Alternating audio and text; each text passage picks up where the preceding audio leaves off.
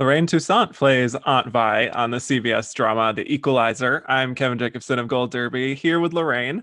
And just to start things off, I'm curious, how was the character of Aunt Vi described to you in the beginning? Um, Good question. She was described as, honestly, thank you for reminding me of that. She was described much older and sort of stuffier than I made her. She Wow. was she was almost a little bit of a stereotype in terms of um, caregiver, maybe older. She definitely did not have as much sex as this Aunt Vi has had. She's she was and I had a meeting with the writers and the creators, and I remember saying, "Oh, she's a bit of a snoozer. Let's maybe spice her up some." And they were amazing because out of that meeting, she became a painter, she became an artist, she became well traveled, she became bohemian, which she certainly wasn't before. Um, she became kind of hipper and cooler and much more of an Auntie Mame kind of character, as opposed to kind of stodgy and traditional. She was much more of a traditional auntie, and so Latifah and I are not that far apart in age, so we made her the kind of young Auntie Mame kind of character. So I like who she's turned out to be and continues to evolve into being. So Yeah, certainly. I had something to do. That's cool to hear. And speaking of Queen Latifah, you're bouncing off of her in most of your scenes. I actually spoke with her the other day, and she really praised you and your work. And I'm wondering, just what she gives you as a scene partner that allows you to have that kind of easy rhythm that we see in the show. She's very shy, Queen. And I think when we met, she was a bit guarded with me, and it wasn't personal. I think she is with everyone that she meets for the first time and gets to know. She gets to know people, I think, more slowly than you might think. And so getting to know her has been really lovely because the kind of friendship that you see between herself and with McCall and Aunt Vi on the show is really an evolving friendship between Queen and I'm so fond of her.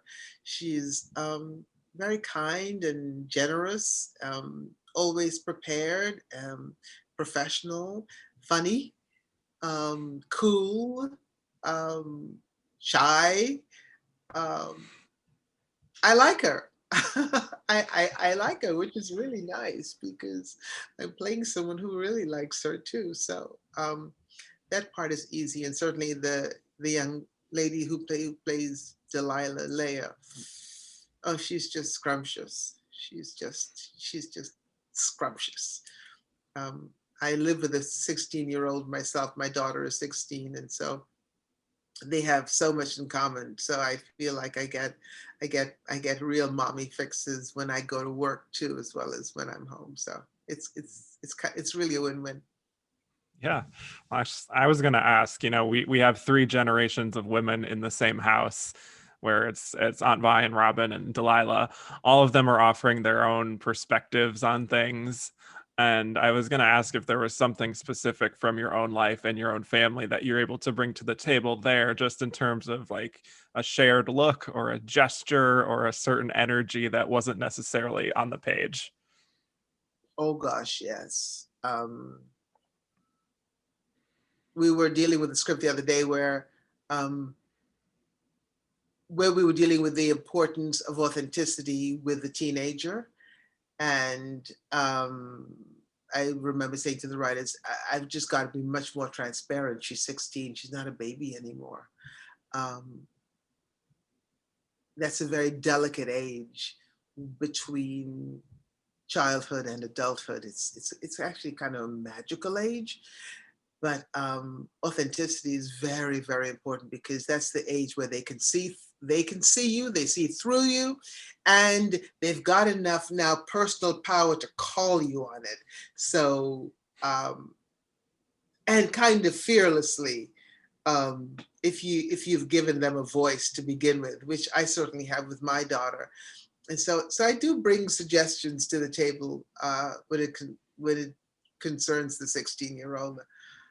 I'm well versed. Well, you mentioned sort of trying to form your character in the beginning, and we do get a little more info on who Aunt Vi is as the season goes along. She's exploring her dating life. It seems like she's really kind of, as you said, lived a life, even by the time we meet her in the pilot. What do you have in mind, kind of, as her backstory in terms of what she's been through? Do you think about that sort of thing? Oh yes, I do. I do absolutely, and some of it I won't tell you because most of backstory is secret to the actor. That's fair. Um, but I will say that she's lived. She's lived really fully, and hopefully there's really nothing that Delilah is going to encounter that Vi hasn't intimately encountered. You know, I talked with the writers, and she's the kind of girl who's got a stash of really good weed in her room. So when I catch Delilah smoking weed, it won't be mine, but we'll have a very open conversation.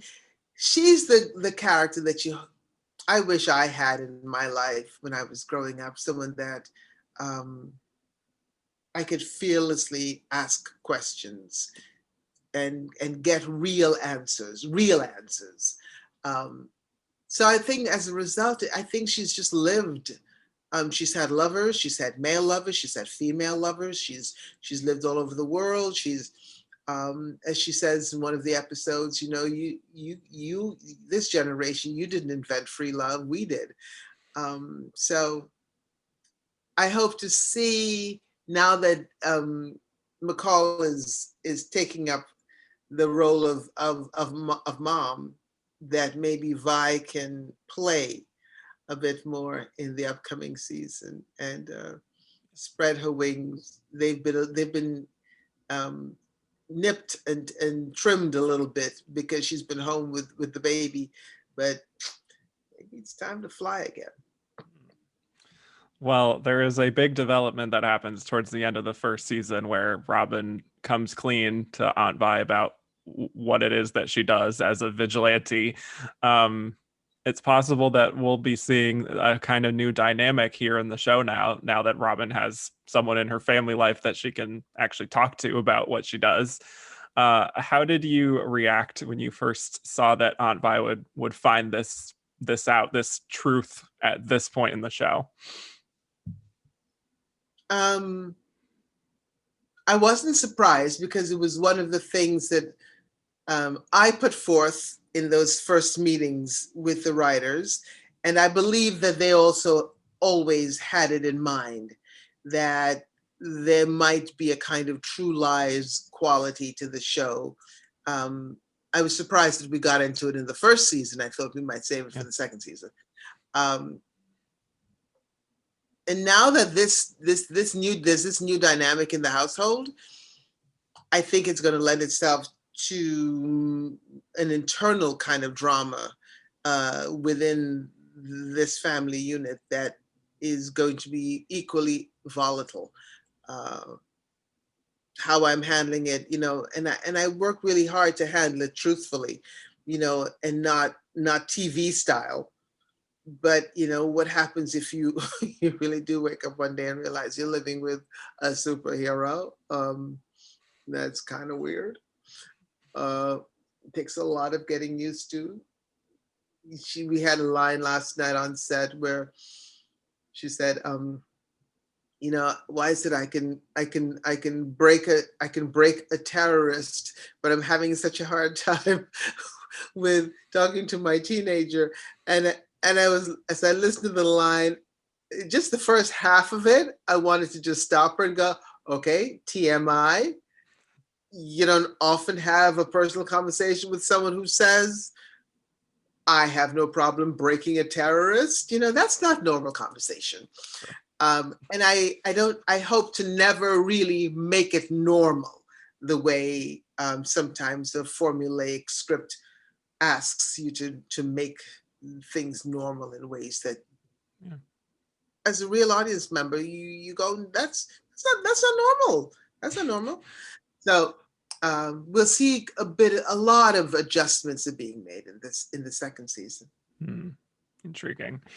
And we pretty much just seen you confined to the house, at least as of the last episode that aired, which is episode 9. How would you feel about the possibility of Aunt Vi, getting in on some of the action that we see Robin and the vigilante justice, that whole side of the show? Oh, hell yes. That'd be great fun. Awesome. More likely, I think she'll be the Alfred to the Batman more so than anything else. But I have a feeling that Vi will end up having skills that will serve in one, whether they're medical, whether they're certainly psychological. But I think the fact that she's an artist might be very interesting in some episodes coming up. Who knows? There are interesting ways of using people who have the ability to forge things or something. I don't know. But I also have this fantasy that she's an archer or something. She was an Olympic contender with a bow and arrow or something. I don't know. So our writers are very creative. I'm sure they'll get Vi into the mix in one way or another. Yeah, hope so. And the show premiered after the Super Bowl, so it was able to reach this huge audience right away. And a lot of people have actually stuck around in the weeks since. Why do you think that the show has resonated in the way that it has? I think it's a very comfortable formula, our show. It's a throwback formula. And I think we've come through a very difficult time, very trying times. I think our audiences need something familiar. They're appreciating the familiarity of this format. And yet still, and also psychologically, I think we have need of the hero again in our world. And so many of us have come through a time where we felt so powerless and afraid and vulnerable and unsure about where to turn. If the proverbial poop hits the fan, who do we turn to? Who's going to help me personally? Not the masses, but who's going to help me figure this out if I get COVID, where are my kids? It's just been such a scary time for each of us individually and collectively. So I think this Robin character speaks to us on a kind of core fundamental level, that here's someone, when you have nowhere else to turn, you can call this person and this stranger will go to battle on your behalf. Oh, that's such a comforting thought. So I think there's just in our zeitgeist, there's been a need for this particular kind of hero that looks just like us, that looks like the lady next door who's doing carpool. It speaks to the fact that we can be our own heroes in our own lives too. At least that's what I think. Yeah, I think you're right on the money. And just while I have you here, just looking at your career in general, you've been in so many projects, especially television. I'm curious, when you're looking to just take on a role, is there a criteria that you have in the back of your mind as far as what appeals to you and what doesn't at this point in your career? Oh gosh. You know, it's impossible to separate my career from my life. Hmm. And so they go hand in hand. Um, there are some choices I make that are career choices, and some work choices that I make are life choices. Um, you know, I tend to gravitate, and I use that term very loosely. I love complex roles, women who are complicated and unpredictable. Um, you know, you're lucky in a career to get a handful of those. And I thus far I've had a couple of those, and you know, it ain't, you know, that fat lady ain't sung yet. It ain't over yet. I don't think Vi is particularly complex, but again, having come out of the time period we've just come out of, she's a soft place to land, and she's awfully warm and fuzzy, and I'm enjoying luxuriating in that at this moment. So um, complexity is, you know, independent films and other things that I'm also doing. So Right. that'll work. Well, one of your roles that's always stood out to me, of course, is when you played V on Orange is the New Black, which you won a Critics' Choice Award for. You also won a SAG Award as part of the ensemble. Do you have a role from your career, whether it's that or something else, that people just recognize you the most for, or if not that, then just a role that means something extra to you personally that you're proud of? Yeah, sure. I'm proud of a bunch of them. Any Day Now is one that I did many years ago, and it's still, she still holds her own because of the subject matter, and the writing on that was stellar. And the subject matter was, you know, we dealt with race issues in America in ways that were so brave and so ahead of its time that I've not seen a show on television where we've gone head to head with race issues the way we did on Any Day Now with creator Nancy Miller. She was just brave. They've used that show in South Africa as part of reparations and as part of the healing. I sure wish they'd find an outlet for it here, because it's that show's even more timely now. I did a really interesting show on the down low called Into the Badlands that I'm particularly fond of, because I was just, you know, playing this exotic kind of green-eyed sorceress, tattooed and scarred, and I got to do martial arts, and I got to run around the Wicklow Mountains in Ireland for a year, um, having a wonderful time getting funky. I literally wore the same dress for the entire show for months and months and months. By the end, you could stand it up on its own. Um, I had a really wonderful time doing that and creating that character. That she was again very complex character with a very complex love relationship with the male lead. So um, I have fun. Fantastic. Um, well, for those of you watching, subscribe for more award season interviews and head to goldderby.com to make your Emmy predictions. Lorraine, it was such a pleasure talking to you. Thank you so much.